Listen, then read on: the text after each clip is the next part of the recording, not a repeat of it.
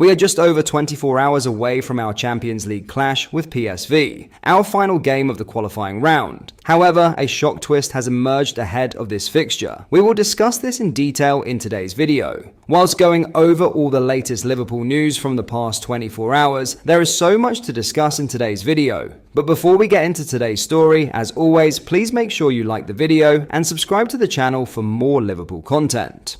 First though, after the PGMOL were forced to condemn the actions of Arsenal fans threatening referee Michael Oliver, the 39-year-old has been appointed the Merseyside derby. Oliver and his family were subject to vile threats in the aftermath of Arsenal defender Miles Lewis-Skelly's soft red card in their 1-0 win at Wolves on Saturday. While it was certainly a questionable decision, even with Lewis-Skelly's studs colliding with Matt Doherty's ankle, the scale of the uproar faced afterwards was appalling. That was the statement from the PGMOL, who insisted no official should be subject to any form of abuse, let alone the abhorrent attacks aimed at Michael and his family over the past 24 hours. With the situation under investigation, the decision has, perhaps wisely, been taken to not involve Oliver in the most high-profile game of the upcoming Premier League weekend, Arsenal vs Manchester City on Sunday. Instead, he will referee Ipswich vs Southampton on Saturday, while the Premier League have confirmed he will also be in charge of Everton vs Liverpool on February 12th. Oliver's team of officials for the final Goodison Park derby will be assistant Stuart Burt and James Mainwaring, fourth official Tony Harrington, VAR Chris Kavanagh, and assistant VAR Eddie Smart. It will be the 65th time he has refereed a Liverpool fixture and is fourth in charge of the Merseyside derby. Each of the previous three, dating back as far as 2013, have been draws. His most recent was the 2-2 at Goodison Park in October 2020, which saw Jordan Pickford escape punishment for a horrific challenge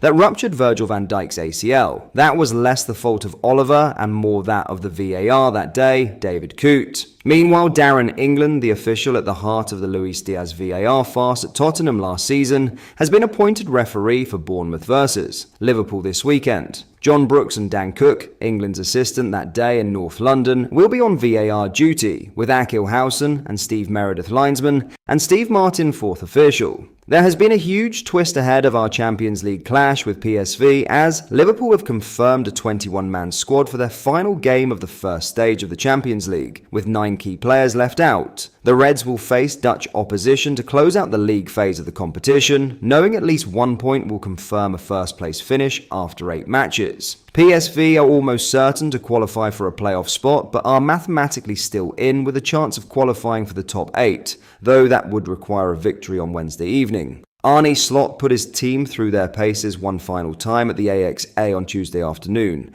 and there was a welcome surprise as Joe Gomez made his return after 8 games out with a hamstring injury. He does not travel, nor do 9 other regular first-team members, in a welcome decision from Slot to rotate his side. Alisson, Virgil van Dijk, Ibrahima Konate, Trent Alexander-Arnold, Ryan Gravenberch, Alexis Mac Allister, Dominic Szoboszlai, Mo Salah and Luis Diaz all remain on Merseyside. Curtis Jones and Diogo Jota are still sidelined and were also kept out of the 21-man squad, who took their place on the plane bound for the Netherlands. Slot will hold a press conference soon after his arrival, 6:45 p.m. GMT. It is then we can expect to hear more on his plans and any squad updates. With first or second in the table guaranteed, rotation is now guaranteed as 9 youngsters were selected for the squad and could be in line for a memorable Champions League evening. Rio Ngamoha, who made his debut against Accrington Stanley, trained with the senior group on the eve of the match but is ineligible for the clash. Liverpool's 21-man squad consists of goalkeepers Kelleher, Jarros and Davies. Our defenders Quansah, Nallo, Bradley, Robertson, Tsimikas, Norris and Mabaya. Our midfielders consist of Endo, Elliott, McConnell, Morton, Nioni and Morrison. And finally our forwards for the clash are listed as Gakpo, Nunez, Chiesa, Dans and Coney Doherty. A much weaker side to what we are used to. It's clear Slot is using this as an opportunity for rotation. The downside of this of course is finishing top of the table could be a huge message to send to the rest of the teams in the competition. Let's hope our young lads can pull off a victory, but let me know your thoughts on this down below.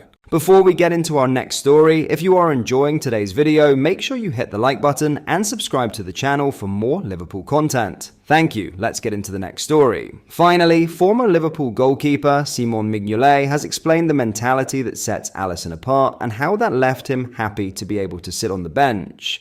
Mignolet's career at Liverpool is an interesting one, having arrived as their new number 1 in 2013, before losing his place to Loris Karius, but ultimately outlasting him. While Karius was left to rebuild his career out on loan after the 2018 Champions League final, Mignolet spent another campaign as part of Jurgen Klopp's squad. However, he did not do so as first choice again, instead remaining as backup to Liverpool's new number 1, Alisson. Alisson is an unbelievable goalkeeper, Mignolet told Ben Foster for a recent episode of the Fozcast podcast. It was a pleasure to be able to work with him, to see his qualities, and also I learned Spanish through him, so I have to thank him for that.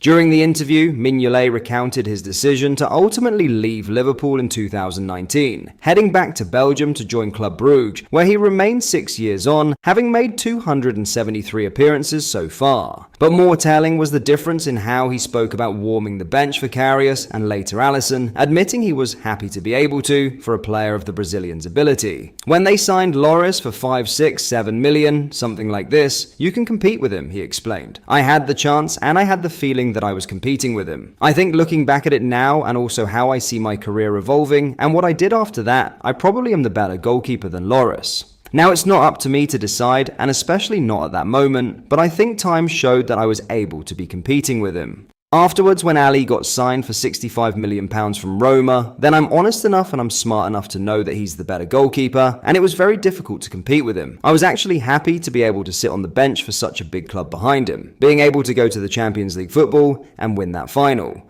Because you learn a lot from him in his training, being able to work with him, you can learn with your eyes. That was not an issue. One, I was never going to be a 60-70 million odd goalkeeper, and secondly, not a Brazilian like he is. You accept it then, and that's not an issue at all. Alisson was an immediate success upon his arrival on Merseyside, and he is still arguably the best goalkeeper in the world. And continuing his praise for Liverpool's number, 1. Mignolet pointed to his unflappable personality on and off the pitch as being key. With his feet, he takes a risk, and it doesn't matter, and also mentally he doesn't care. You see that also with Ederson. Now for me, I'm a different kind of guy, and I think 3 or 4 times about certain things in life. They are not like this in their life, and that's probably a good thing, especially when you play for a big club like Liverpool. You just don't think about anything, and if it goes good, it goes well. If it goes bad, okay, let it be like this. If you're standing like this in life, it's a lot easier, especially at this kind of club. Then also, of course, he was already from Brazil, playing in Italy. He already had some experience.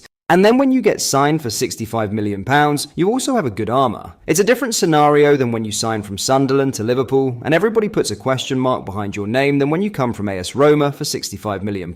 You're in a good position, let's say it that way. Mignolet was a solid keeper during his time at Anfield, so when you have a keeper like him claiming he was happy to sit on the bench and let Alisson play because he's just that good, it helps you understand how good the Brazilian is and the different level he was at even then. He is arguably one of our best signings ever. Despite the hefty fee at the beginning, he's proven to have been worth every penny. But what are your thoughts? Let me know down below. But that is all for today's video. Thank you very much for watching. I hope you did enjoy. If you did, please make sure you like the video and subscribe to the channel for daily Liverpool content. Thank you. I'll see you in the next video.